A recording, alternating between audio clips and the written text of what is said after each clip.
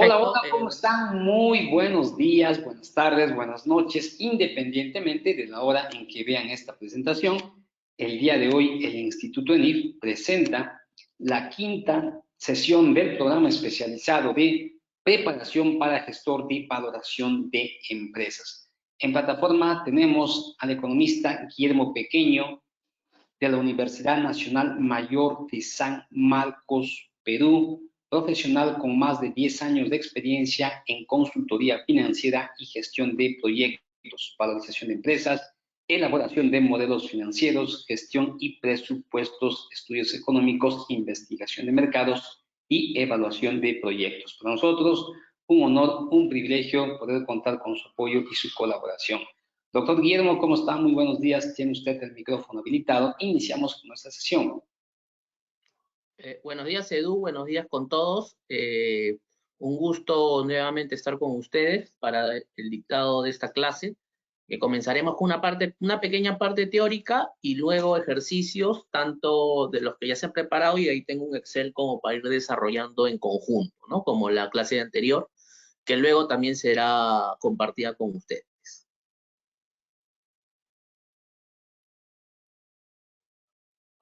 Vamos a esta segunda sesión de valorización de empresas y patrimonio. Valorización de empresas, vamos un pequeño repaso, no tanto bajo normativas, sino más que todo un recordatorio y algo de teoría más práctica, ¿no? La valorización de una empresa es un ejercicio de sentido común que requiere conocimientos técnicos y mejora con la experiencia. ¿Correcto? Y adicionalmente vamos a preguntarnos qué se está haciendo, por qué se está haciendo la valorización de una determinada manera y para quién y para qué se está haciendo la valorización, ¿no? Como les comenté en la clase pasada, uno debe valorizar una compañía, es decir, la valorización de una compañía es, mejor dicho, una técnica subjetiva utilizando metodologías objetivas, ¿no? La metodología de ingresos, la metodología de mercado, la metodología de costos, pero adicionalmente ya depende del juicio profesional y adicionalmente de la información disponible que nosotros tenemos a la fecha de valorización, qué metodología podemos utilizar. ¿Cómo podemos, por ejemplo, si usamos el flujo de caja descontado de los ingresos, qué información tenemos para proyectar? Tenemos proyecciones de la compañía, tenemos un modelo financiero de ellos, un project finance, o simplemente tenemos información histórica, ¿no? Por ejemplo, de repente nos contrata una de las partes involucradas en el negocio, por ejemplo, hay una de las partes minoritarias que se quiere salir del negocio, ¿no? Entonces nos piden valorizar la empresa, pero para eso nosotros tendríamos que tener información histórica y adicionalmente, como les comenté y vimos en los requerimientos de información, información proyectada, ¿no? Pero quizás la gerencia de la compañía no nos va a dar la información porque el ente controlador no suelta la información a un tercero, ¿no? Entonces, por ahí solamente nos pasan la información histórica, no información proyectada ni planes de gerencia, ¿no? Entonces, por ahí tendríamos nosotros que valorizar de acuerdo a datos históricos, quizás ver cómo se ha movido el CAGR, que es el promedio, evitando las distorsiones que pueden haber en un año o en otro, los rebotes, y conversar quizás con la gerencia si nuestras asunciones para las proyecciones están bien, ¿no? Por ejemplo, de repente tenemos una proyección promedio de 5%, que por ahí puede ir de acuerdo también con la capacidad, por ejemplo, si es una fábrica, ¿no? La capacidad instalada que esta planta tiene, ¿no? De repente esta planta tiene una capacidad instalada de 60, 70%, y por ahí le podemos dar un mayor crecimiento a una planta que estuviera en un 90, 95%, ¿no? Por ahí solamente podríamos hacer un crecimiento con respecto a un ajuste de precios, ¿no? ¿Para qué se está haciendo la valorización? Hay diferentes tipos, por ejemplo, compra y venta, también hay valorizaciones con fines contables, por ejemplo, los deterioros bajo NIC 36, ¿no? Después valorizaciones de plantas productoras, valorización de activos biológicos bajo NIC 41, ¿no? ¿Por qué se está haciendo la valorización de una determinada manera?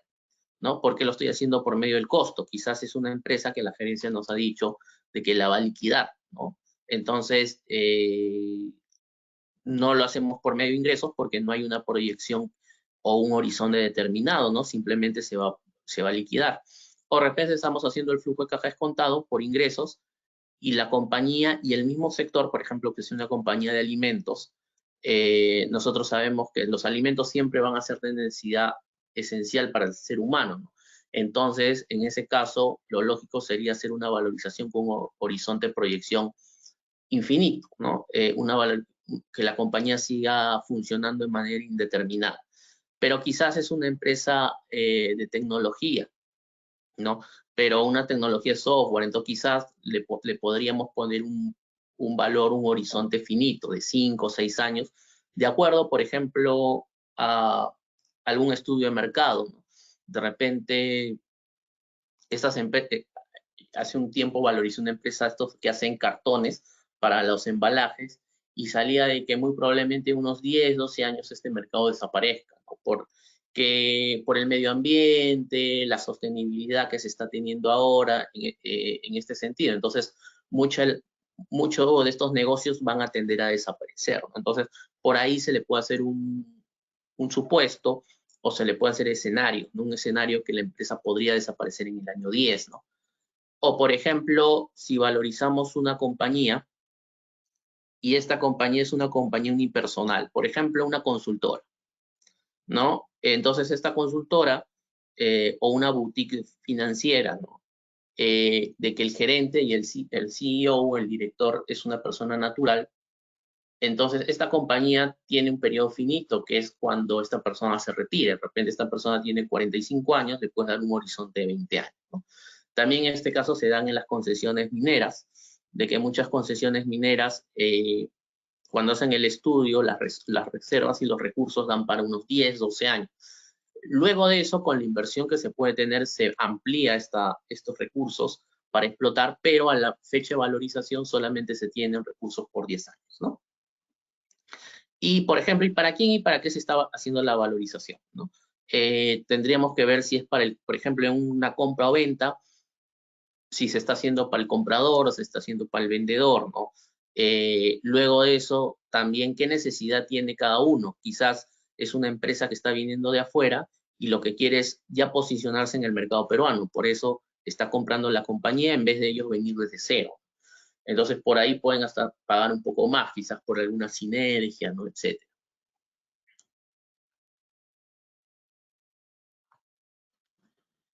Los métodos cada vez más utilizados para empresas con expectativa de continuidad son los basados en los descuentos de flujo de caja, que consideran a la empresa como un ente generador de flujos de caja y por ello sus acciones y su deuda son valorables como otros activos financieros, ¿no? Igual siempre hay que ver qué información se tiene, pero lo que más en los últimos tiempos se está haciendo es valorizar por flujo de caja, porque esta metodología te da todo, es decir, tienes las herramientas, a pesar que es un poco más complicado y más larga la valorización, te da las características que tiene la compañía que estás valorizando. A diferencia de otra metodología, por ejemplo, bueno, la metodología de los costos, que es tanto por balance como por liquidación, solamente te está dando hasta la fecha de valorización el histórico, lo que se tiene como patrimonio y lo que se va a liquidar, ¿no? En cambio, en el caso, por ejemplo, y la valorización de múltiplos lo que hace es tener el múltiplo que tú estás tomando, por ejemplo, un EBITDA o tus ventas o tu utilidad operativa de tal fecha de valorización, a la cual también tú puedes, en vez de tomar una fecha de valorización, hacer un promedio de los márgenes, porque, por ejemplo, hay fechas de valorización de que están distorsionadas, ¿no? Tanto por ejemplo, pandemia o post-pandemia, ¿no? Entonces ahí puede haber distorsiones. Y esta metodología lo que toma son comparables de mercado. Y a pesar que uno puede hacer una buena búsqueda y encontrar las empresas más similares que existan, tanto por tamaño del sector, tamaño de mercado, tamaño de la compañía, tienen cada una unas características distintas. Quizás tu compañía tiene contratos de exclusividad, ¿no? O de repente una gran porción de tus ventas o una determinada porción lo vendes a vinculadas, ¿no? Por lo cual tú tienes un ingreso asegurado, ¿no? O quizás tengas contratos con el Estado, ¿no? Por 5, 10 años, o contratos con independientes con particulares independientes también por 5 o 10 años, por lo cual ya tiene flujos determinados, ¿no? Adicionalmente, como por ejemplo las compañías inmobiliarias que hacen alquileres o arriendos de oficinas, inmuebles, ya en sus contratos vienen ajustes del crecimiento, ¿no? Y también están asegurados, por ejemplo, contratos por 5 o 6 años con ajuste a los precios anualmente o bianualmente o cada quinquenio, de acuerdo con la inflación, ¿no? Y si es en dólares o en soles, ¿no? ¿Para qué sirve una valorización? En general, una empresa tiene distinto valor para diferentes compradores y para el vendedor. El valor no debe confundirse con el precio, que es la cantidad que el vendedor y el comprador acuerdan realizar una operación de compraventa de una empresa. Esta diferencia en el valor de una empresa concreta se puede explicar mediante múltiples razones. Ingreso de una empresa extranjera al país, percepciones sobre el futuro del sector, estrategias, ¿no? Eso es lo que le comentaba hace un momento, ¿no? Entonces, por ejemplo, cuando hay una compra-venta de una compañía, va a haber dos agentes que van a negociar, ¿no? Y los dos agentes van a tener un valor distinto de la compañía, tanto el comprador como el vendedor. Muchas veces, o casi siempre, ¿no? El comprador siempre va a tener un valor menor que el vendedor, que siempre va a tener un valor superior, ¿no? Luego de eso ya van a las negociaciones y obtienen un precio determinado. O de repente no obtienen un precio porque las negociaciones no llegan a buen puerto, ¿no? Luego, por ejemplo, el comprador puede ser una empresa que venga del extranjero. Como les comenté, ya quieren entrar con un determinado, con una determinada cuota de mercado, ¿no? Por eso se les hace más fácil, de repente, comprar al principio una compañía, ya tener esa cuota de mercado y luego poner sus propias marcas, ¿no? Adicionalmente, ya comienzan con maquinaria y equipos que comenzaran de cero, tendrían que ser la inversión inicial, ¿no? El CAPEX de expansión. En cambio, en estas solamente podrían hacer un CAPEX de mantenimiento, reposición al principio y cada cierto tiempo repotenciar las máquinas o comprar maquinaria nueva, que resulta menos oneroso. Luego, percepciones sobre el futuro del sector. Como les comenté, y lo que está sacando ahora la SUNAT, y lo que también siempre se pide, por ejemplo, en la Superintendencia de Mercado de Valores, cuando se hacen las OPAs, que son estas valorizaciones públicas, que ahora también les voy a mostrar para que ahí hay varias valorizaciones a través del tiempo que hacen de diferentes empresas que cotizan en la bolsa, ¿no? Que es, por ejemplo, cuando se quieren deslistar de la bolsa, necesitan valorizar, hacen una valorización pública con un concurso, la valorización está colgada, ¿no? Entonces, si desean, luego lo pueden bajar, yo les paso el link y ahora les muestro también una valorización, ¿no? Entonces, por eso es lo importante también de ver el sector en donde opera la compañía, ¿no? Es diferente, no sé, el sector inmobiliario al sector construcción, aunque parezcan parecidos, o al sector eléctrico, que es un sector regulado y en el cual vas a tener ingresos asegurados, ¿no? O el sector minero, que se maneja por los commodities, ¿no? Los commodities al fin y al cuentas se mueven mucho por la oferta y la demanda, ¿no? Entonces, no tienen a veces pisos o techos, ¿no? Entonces, ahí viene, por ejemplo, la dificultad, ¿no?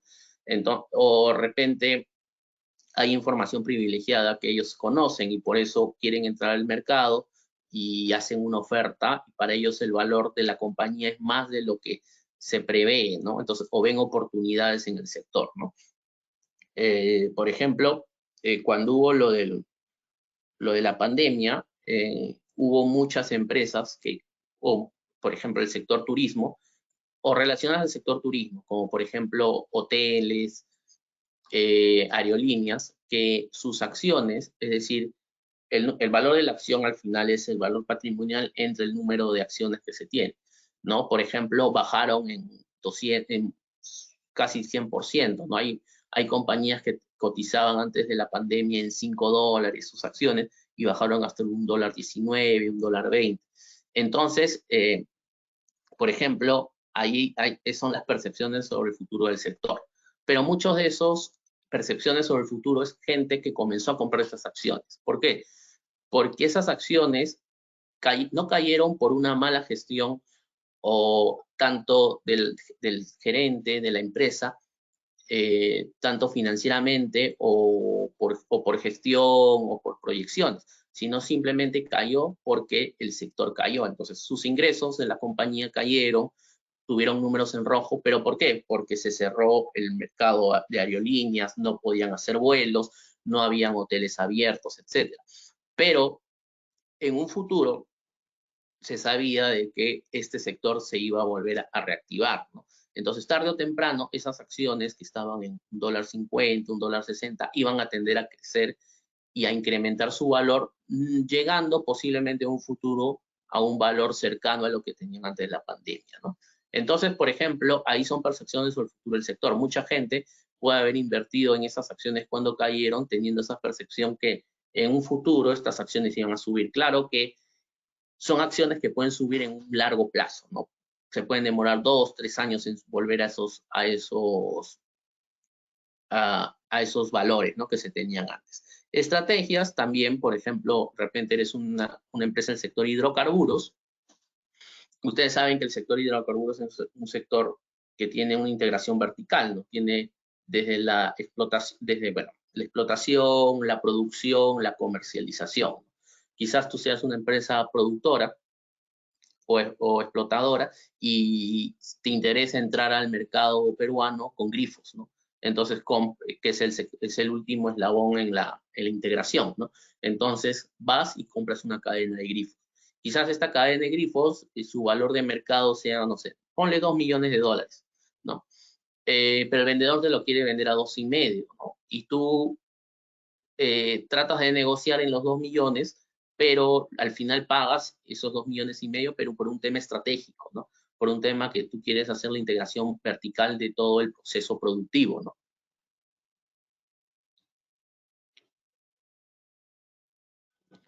A ver, ¿para qué sirve una valorización? Una valorización sirve para distintos propósitos. Uno, operación de compra-venta. Para el comprador, la valorización le indica el precio máximo a pagar.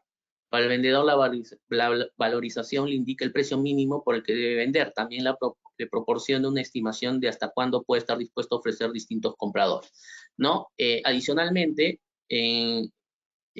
acá en los máximos y mínimos que se pueden pagar, por eso se realiza también un análisis de sensibilidad, ¿no? Donde se toman algunas variables como puede ser la tasa de descuento, la tasa de crecimiento, que son dos variables sensibles, porque, por ejemplo, al 31 de diciembre de 2022, al 31 de marzo de 2023, que se están haciendo las valorizaciones, estamos con tasas de descuento más altas de lo que se tenía el 2021 o el 2019 prepandemia.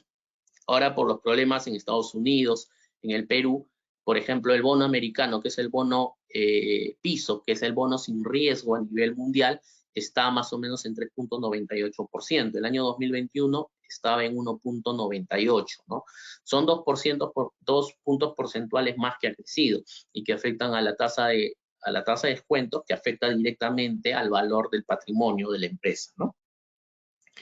Luego el riesgo país también ha aumentado, no ha aumentado en el tamaño que ha aumentado el bono americano, pero sí ha pasado de 1,78 a 1,91.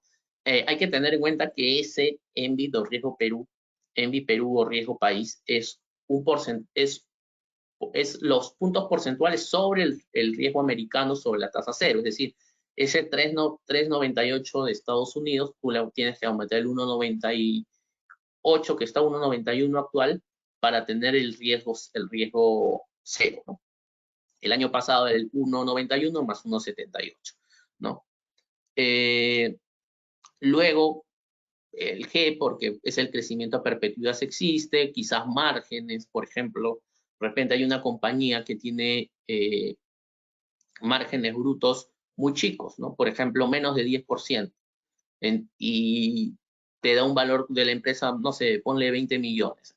Pero tú al hacer tu análisis de sensibilidad ves que si esta empresa, su margen bruto crecería de 10 a 18, 15%, que quizás sea el margen mínimo que está teniendo el mercado para empresas comparables, tu valor patrimonial de los 20 millones crecería, no sé, a 35 millones, por ejemplo. Entonces, para ti esta empresa, siendo manejado o teniendo márgenes brutos óptimos o mínimos en el rango óptimo de mercado, podría valer unos 15 millones de dólares más. Entonces, tú podrías hacer una oferta porque esta empresa,